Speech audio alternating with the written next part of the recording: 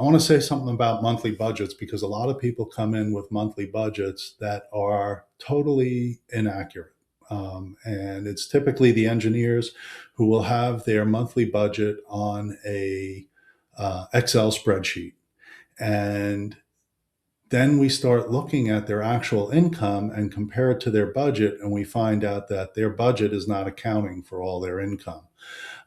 So you want to use a budget tool that links to your checking account so that nothing falls through the cracks. And then you just want to make sure that for those months that you're planning and trying to prepare for retirement, you really want to have a very good idea of what you're spending every month. I had someone come in and they said, well, we need about 7,000 a month to live in retirement. They were in a good financial position. They had no mortgage. They had almost all their debt paid off. And they said, we can live on 7,000 a month in retirement. And we sat down and started going over things. Well, 7,000 a month times 12 months is 84,000.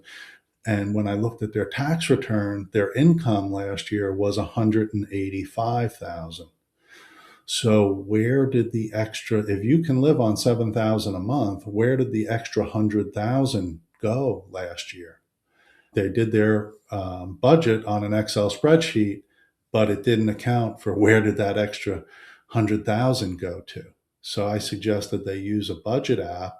You can use YNAB.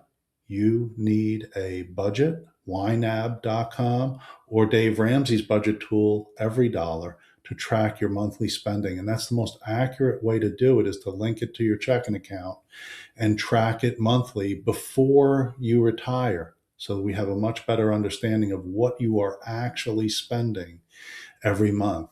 People are surprised by what they spend every month when they do it that way, because it doesn't allow anything to fall through the cracks. And that's probably the most important thing for you to do before you retire, is have a very good idea of what your monthly spending is. And the way to do that and make it really accurate is to link it to your checking account, and then only use a debit card and only write checks out of your checking account, and it'll account for all the spending that you're doing.